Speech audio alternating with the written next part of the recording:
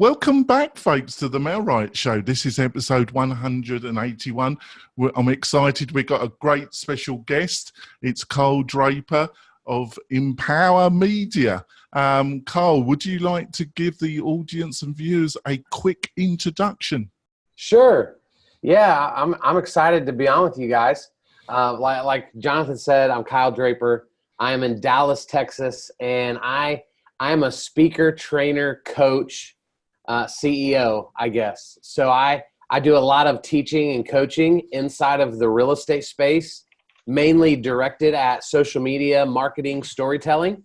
And then I own EMPWR Media, where we offer a couple different services to the real estate space that actually complements what you guys do at Mailrite. Because I was looking and making sure that we weren't competing on anything, because that could be awkward, and we're not.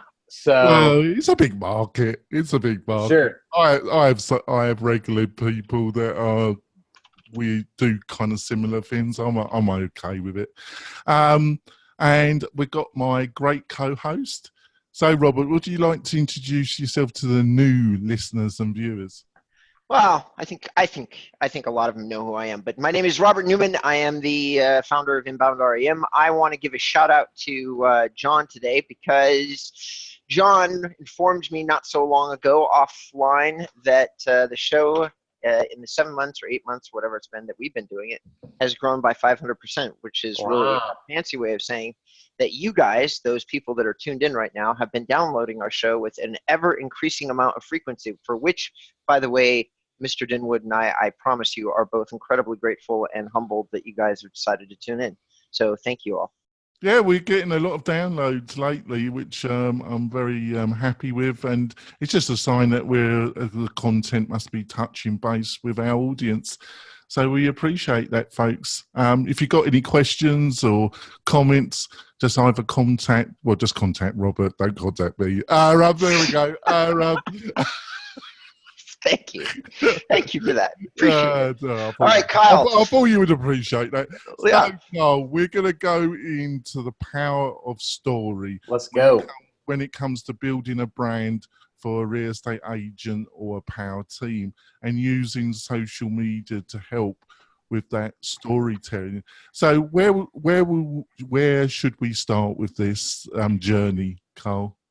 Yeah, I think this may sound kind of weird, but I think it starts with mindset, because I think anyone that's been in this industry for a decade at least, they're probably stuck in the way they've always done business, and it's not all translating to 2019. And so what I really try to help people understand at first is, from the aspect of storytelling, people actually care.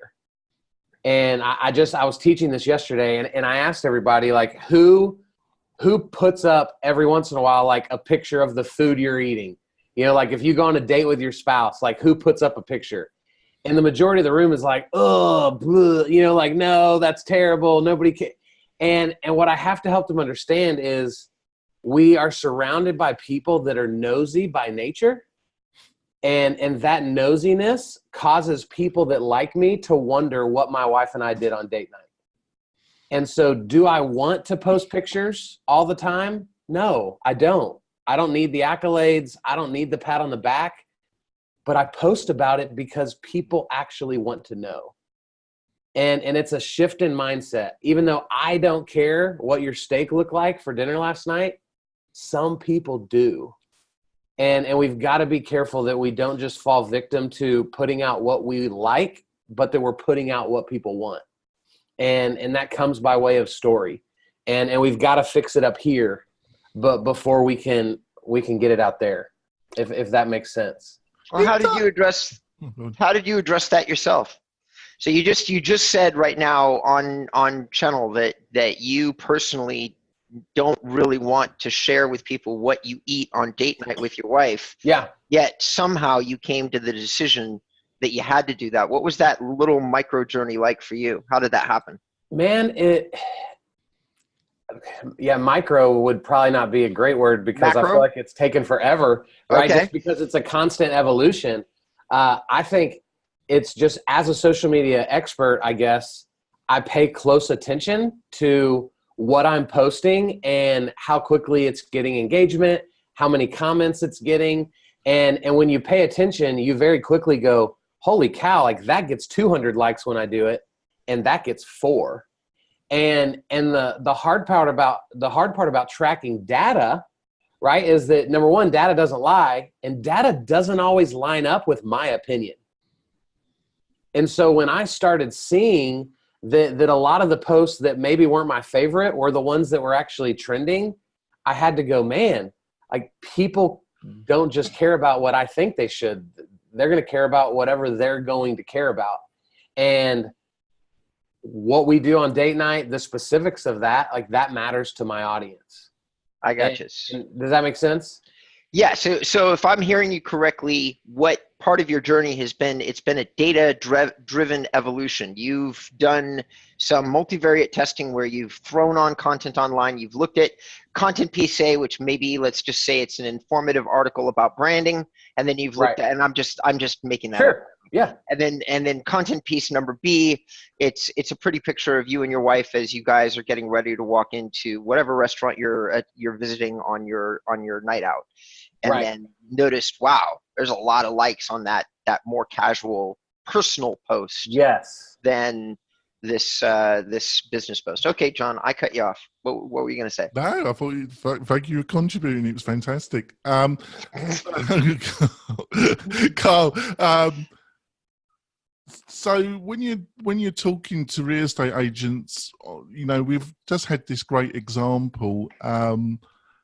What do you see a lot of agents doing wrong when it comes to building story on social media? I think the first thing most of them do wrong is they don't understand the concept of story, right? All they know how to do, which is most people, is just share highlight reel moments. So it's, here's a photo from closing. Here's maybe a video of an open house that I'm at, or a new listing that I have. And then here's a picture of me and several people at a networking event. And it's just tippy-toeing across the highlights of their week, of their month, of their business.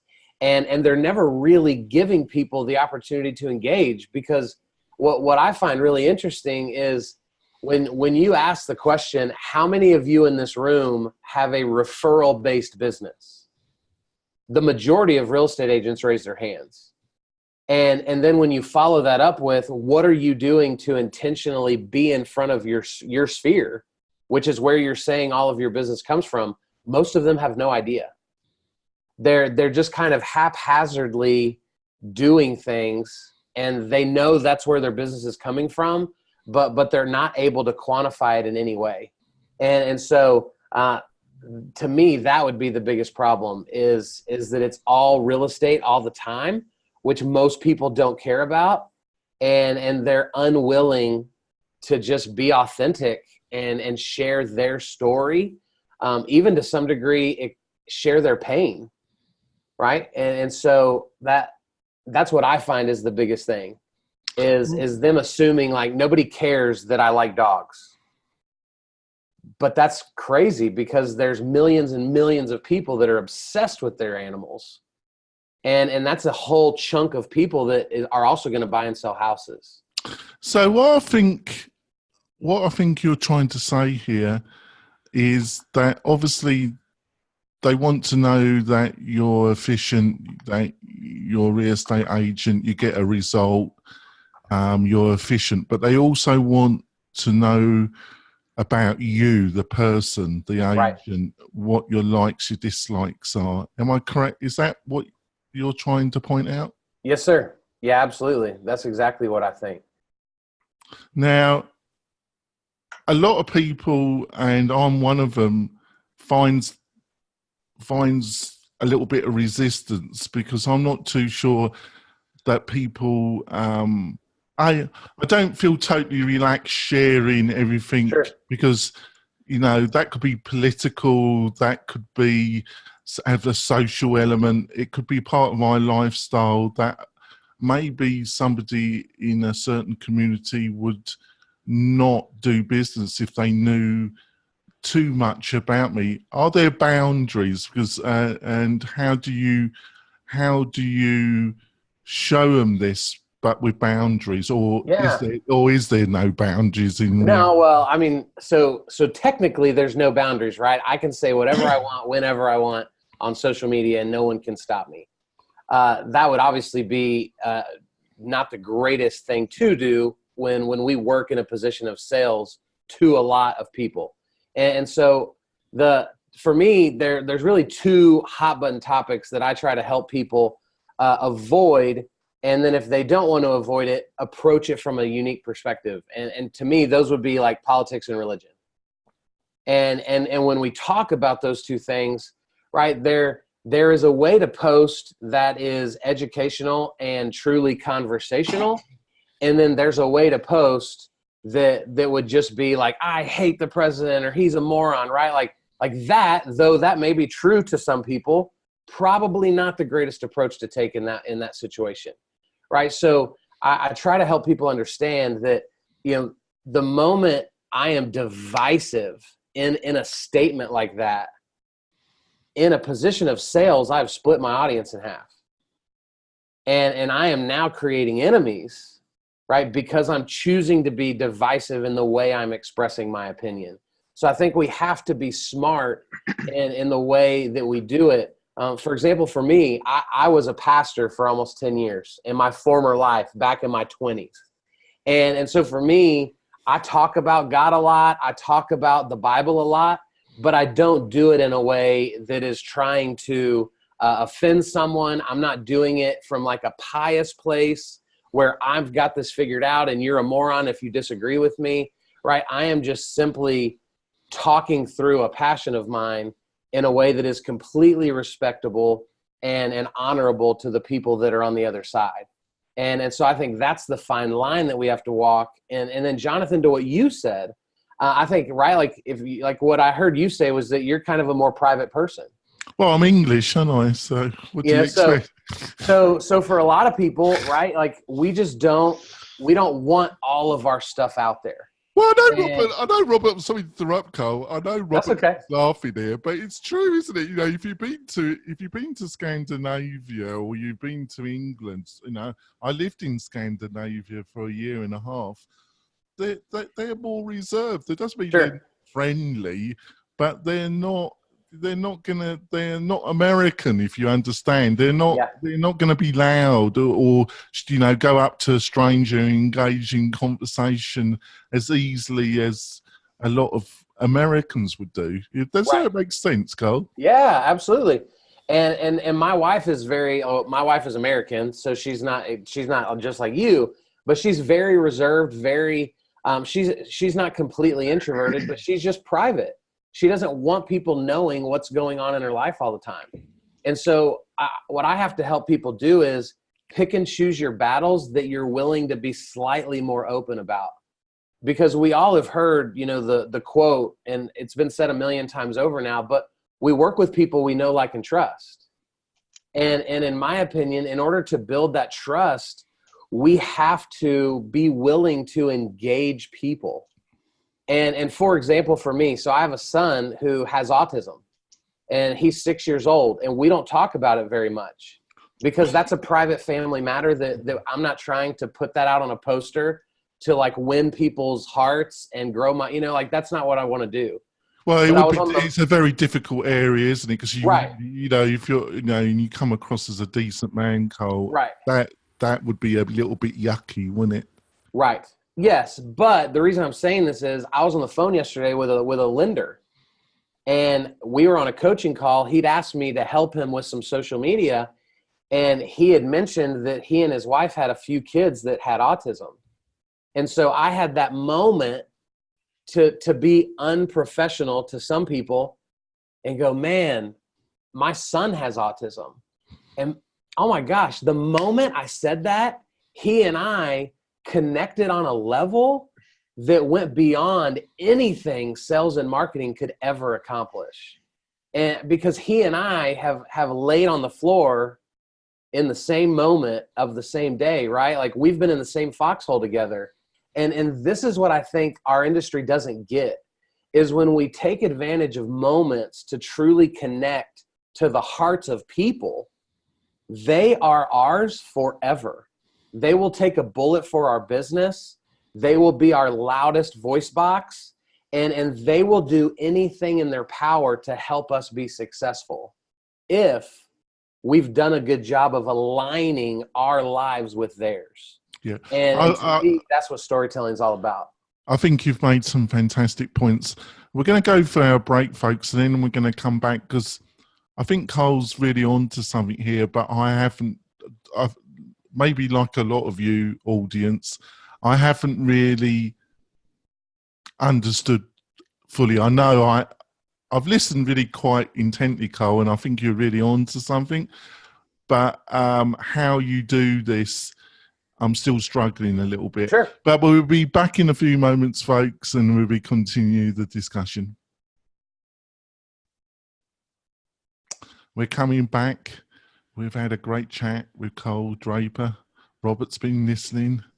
He's going to jump in. I can feel it. You know the signs. You see it on my face. Thinking, he's thinking, folks.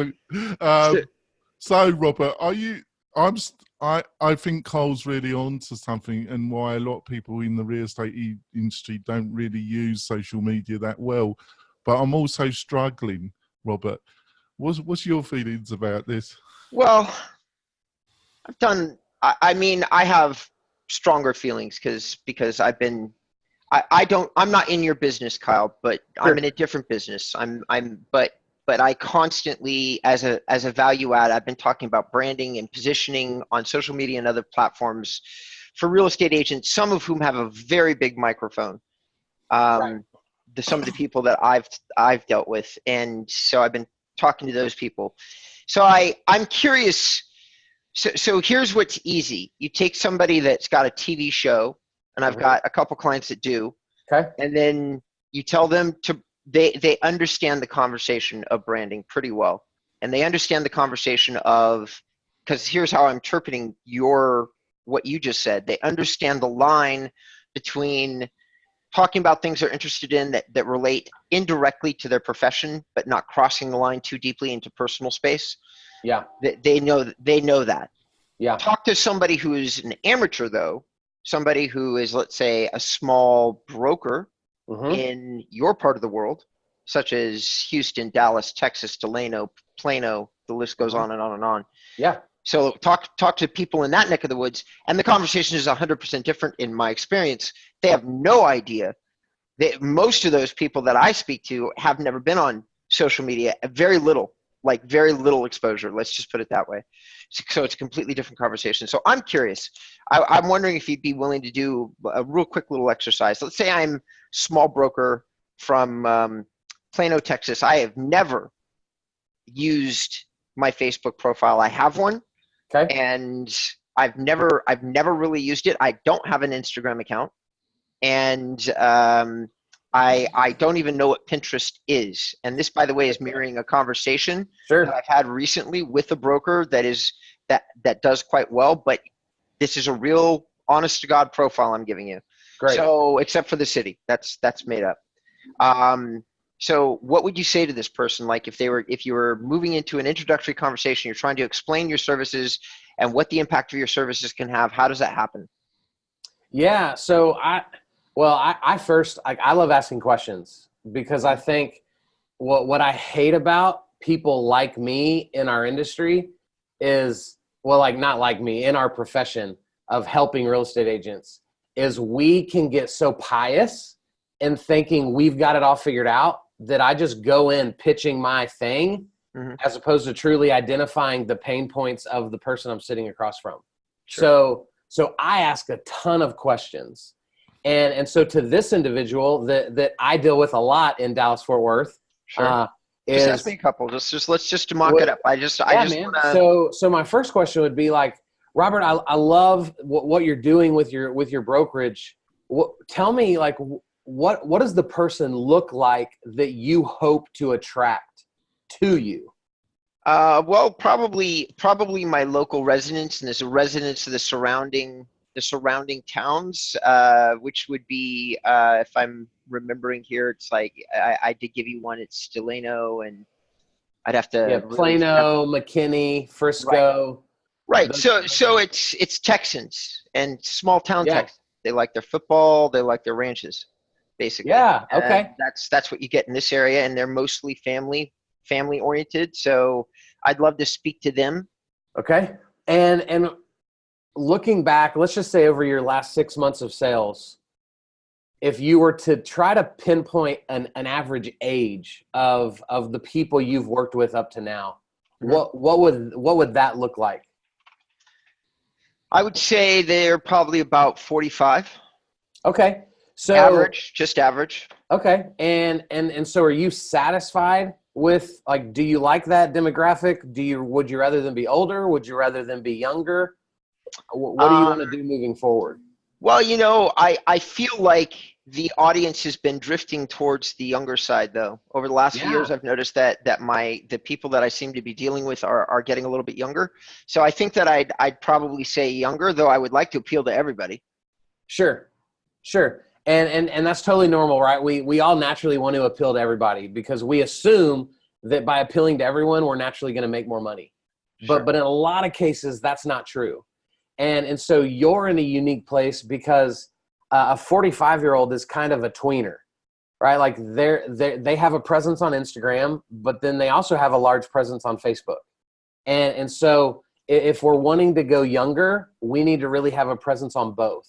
And so for you right now, I know you said you have a Facebook. What does that look like? Do you have a business page? How often do you post? What does that look like for you? I think my assistant set up the business page, and since the answer is I barely even know if I have one, I don't think that we're posting anything there. So we're not currently doing very much. I think I think one of our advertising platforms uses Facebook marketing, but it doesn't connect too deeply into our Facebook page. Okay, if we have one. Okay, no, that's great. And then let me ask you this, Robert. How long have you lived in the North Texas area? My whole life. Man, your whole life. Okay, and I'm not going to ask you how old you are because that's not really super relevant. But here's he's 25. 25. So here Robert is what's kind of unique about what I try to do is you've literally been born and raised in this area, which means whether you realize it or not, you already have touched thousands of people that know who you are, but you're currently not positioning yourself in front of them. Okay. And so as weird as this might sound, I would love to dig in a little bit more to like, what do you do with your personal page on Facebook? Because that should be where you have currently the most captivated opportunity for your audience. And that's a really easy way to create a shot in the arm for your business if we're not being very active there. I talk about Texas football. Texas football. Yeah. My boys are in grade school and they just got in football, and we do a lot of sporting events. I love it. So here's well, number one, that's a super easy outlet where we live, right? Because most of us bleed footballs. And so this is an easy topic. And so what I think is unique for this moment is what's not unique is the fact that you're a real estate agent and you own a brokerage. Right? Everyone can throw a ball and hit the head of 10 to 12 real estate agents in Dallas-Fort Worth. And so we've got to give you some differentiators. And so I think the easiest way, based on what you're saying, is what could we talk about through our Facebook platform to help people see and engage with Texas high school football? Right? Like, what could that look like for you? Sure. What could we talk about to help them engage with Texas football? I don't really know. I mean, when I talk about the games, what I'm usually showing is, we're just, we're taking pictures at the tailgate party, or we're taking pictures right before we walk in. Once we're there, we're watching the game. We're not taking pictures anymore. So I'm not really sure. So let me. I have ideas, right? I would never ask you a question that I didn't already have some ideas for in my head. Okay. And so.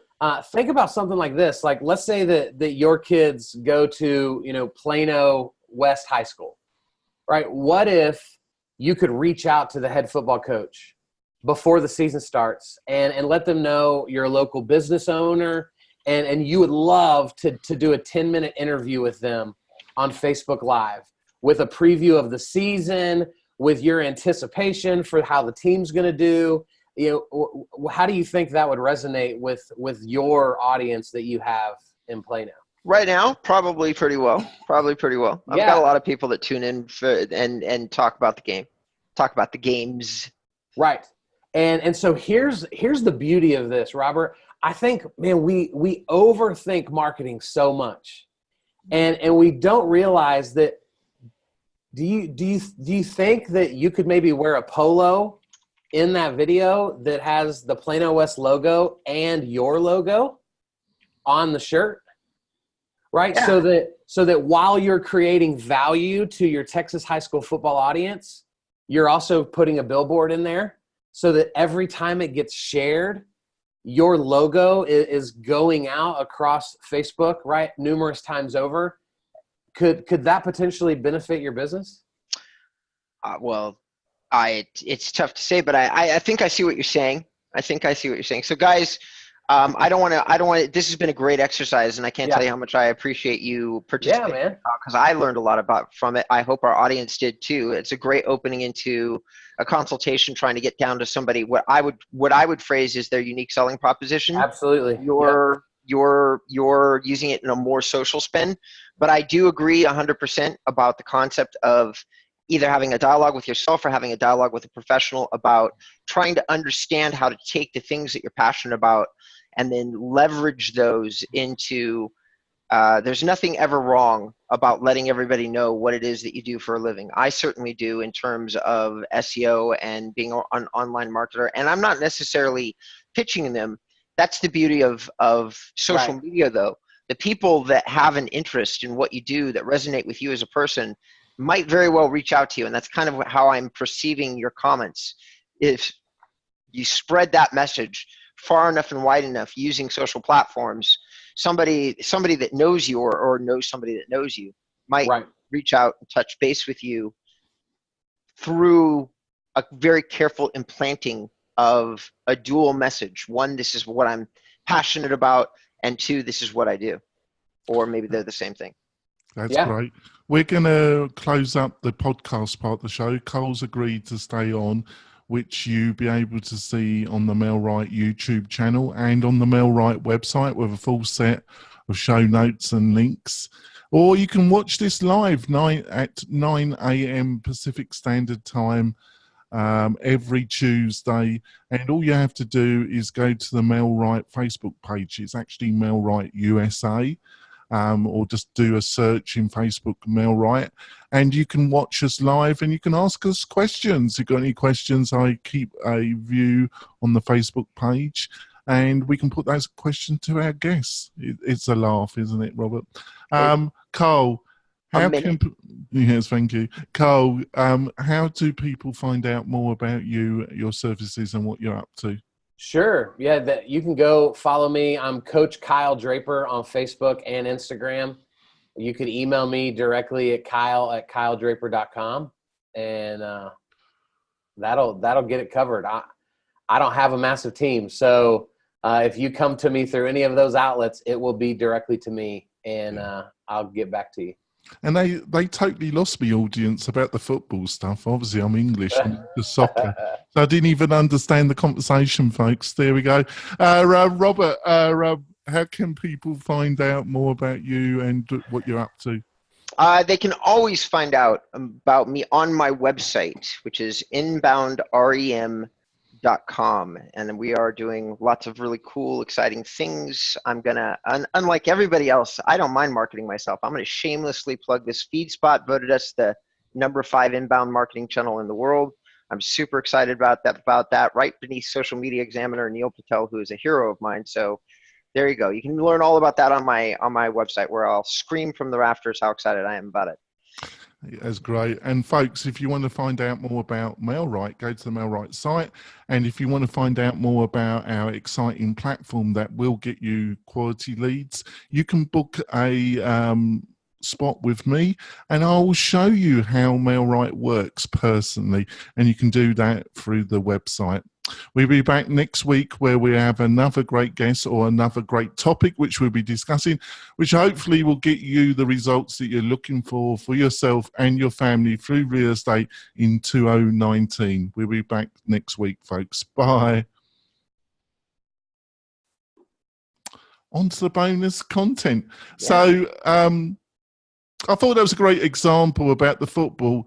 Do you get a lot of pushback, though, kickback about this? Do you struggle, or by that example, does it lead to the agent or the individual that you're consulting to actually start grasping where they could go with this? Yeah, I think it's both, right? I think it's identifying, which I think you guys have both done a great job in your businesses, right? It's identifying who your client is. And for me personally, I think at first it was really hard because as a former pastor with no business experience 6 years ago, all I knew how to do was love on people like that. I didn't know anything else. I didn't know how to sell. I didn't know marketing. I didn't know any of it. And I think what I've learned now is that there's people out there that want to remain uber professional all the time. And that's their approach, and they're going to attract like-minded individuals. And then there's people like me that just love to live their life out publicly for people to see and hopefully gain something from. And I attract people of my like kind. I think that's the beauty of the world we live in that we can grow businesses in a million different ways, and it doesn't have to look exactly like Gary Vee says it looks or Frank Kern says it looks. Yeah. Right? Like we've got to be confident enough to bring our own flair and flavor to what we're doing and then go meet people where they are. And that's, that's what I've been able to find, some success doing up to this point is with people that are attracted to that type of marketing. Now, how do you deal, because I got a feeling that we're really, and I just want to ask you, and you correct me, that we've been talking about a lot probably around how you deal with your Facebook personal profile. Now, how do you deal, but you need activity on your business. Right. Would you recommend that every agent have a business page? Because I would. Yes. But then, only up to 1 or probably less than 1% is going to see the content on your business page unless you use paid advertisement. But how do you link what people see on their page to what they see on their profile? Yeah. So the first thing I do, I tell them they should all have both pages. And the reason I tell them that is a couple different reasons. Number one, I don't know the type of person that's about to find me, right? So on my personal page right now, it's a picture of me with my 4-year-old on my shoulders. It's very sweet. It's very endearing, right? It instantly shows you the type of person that I am. But from a business setting, if a large company is asking me to come speak potentially, I don't necessarily want that to be the first impression, right? So I want them to also be able to find my business page with my headshot, more professional content. And so I have both lines open to people because I don't know which one they prefer, right? The second piece of that is reviews matter so much right now, as you guys know for what y'all do. And so if you don't have a business page where people can read about you and read what other people think about you, then you're killing your opportunity to win new business of people that don't know you yet. Because if they find your business page with 1 review on it, you look like you suck. And whether you actually suck or not, perception is reality. So I think the business page is wildly important. My 2 big things for increasing that engagement, Jonathan, like you mentioned, was we're seeing right now live video is crushing it on business pages when we're willing to be consistent. And Frank Kern, who's a guy that I follow, he did a big push where he did a live video every day in the month of December. But he also spent $80,000 on ads that month promoting his book. And he sold more books through his daily organic Facebook Lives than through $80,000 in ad spend for the month of December. which is wild. And so if you haven't read about it, like go look it up and watch some of his stuff, because it's a crazy 30-day test that he did. And so I think that's a massive way to increase engagement. But then the final thing that I really help people with is I try to get them to understand that we're dealing with two separate groups of people every time we post anything. The professional business person that doesn't give a crap about me on a personal level yet. And then the personal sphere person that only cares about me on a personal level. And so with realtors, I tell them all the time, if you were at coffee with your best friend and you thought your listing was perfect for her, would you use different language than if you were pitching that to an investor that you don't know very well? And the answer is always yes. So what I help them understand is post to your business page with very professional language in the way that you want to be depicted as a business. And then instead of sharing it to your personal page, because that doesn't get us any traction at all, do a separate post on your personal page and change the language up to read the way you would talk to a friend. If that makes sense. Mm-hmm. So that's how I kind of help them walk both sides of the line, because they're both wildly important in my opinion. I think you've made a really now when it comes to Instagram, what have you been seeing that works for some of your clients on Instagram? Man, Instagram frustrates me because I am a very honest, transparent person, and Instagram is a very fake platform. You know, sadly, like the accounts that really crush it on Instagram are the ones that are the prettiest, are the most perfect, are the most put together.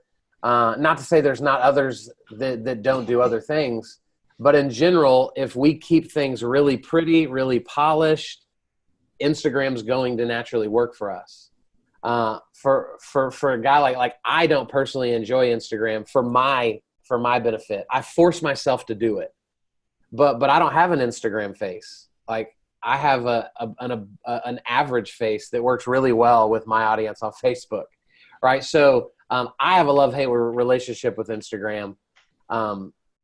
It has always been a struggle for me, but I have a ton of realtors I work with that do really well there, as long as their perspective's right. I think what I've found to be the biggest struggle with Instagram is that it's not really a lead generator. It's a brand multiplier, right? Very rarely is somebody going to get a DM through Instagram that is someone asking for your business.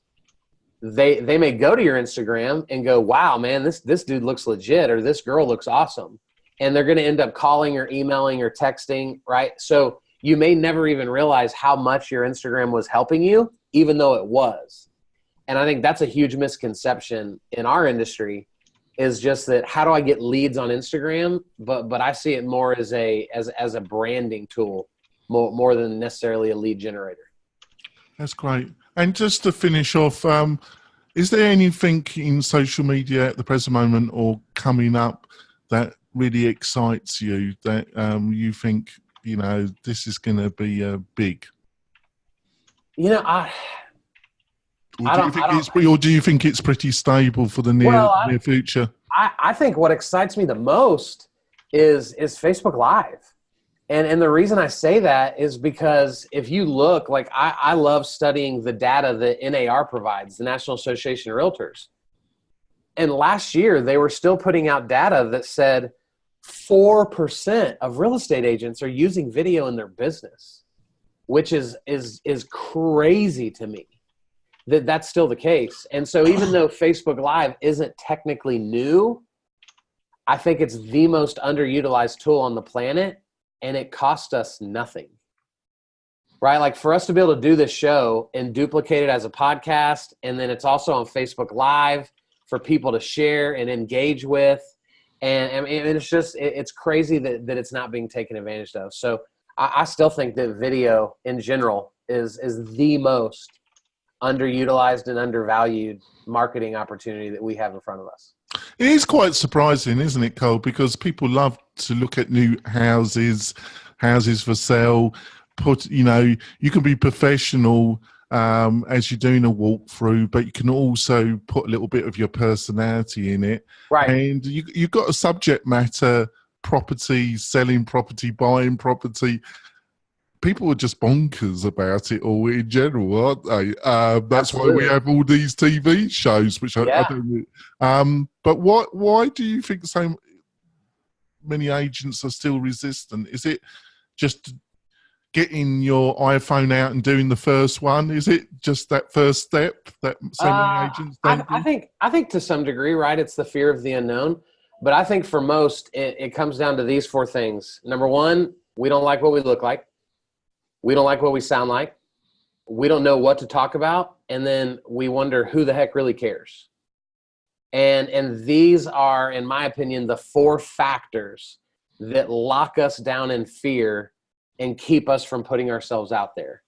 And what's unique about it is I love asking realtors, okay, I understand that you don't like what you look like, you don't like what you sound like, whatever. When was the last time you went to coffee with somebody? Right? Most of them will say yesterday, 2 days ago, 3 days ago. Did you, and this is what I ask them, did you wear a ski mask into that coffee? And they laugh, right? And I help them understand why not? Because that person already knows what they look like. And it's the same person that they sit at coffee with that's also their viewing audience when they go Facebook Live. And so we've created these false sense of fears in our lives that by putting ourselves on camera, all of a sudden we're more insecure and we're more vulnerable, even though the same people that watch my videos are the same people that I might go to coffee or have lunch with. And so when we realize that, it removes the fear, and we begin to turn the camera on more often and just begin to live out our lives and business in front of people, which I believe, when done the right way, is incredibly attractive to the growth of our businesses. I think that's great. Carl, it's been a pleasure talking to you. I have to come back on the show later on. I'd love to. Y'all let me know. I thought we've only touched the surface, but that time goes quick. Thanks for coming on. Robert, you were excellent as well. We'll be back next week with another fabulous guest. We'll see you soon, folks. Bye. Bye, guys. Bye, gents.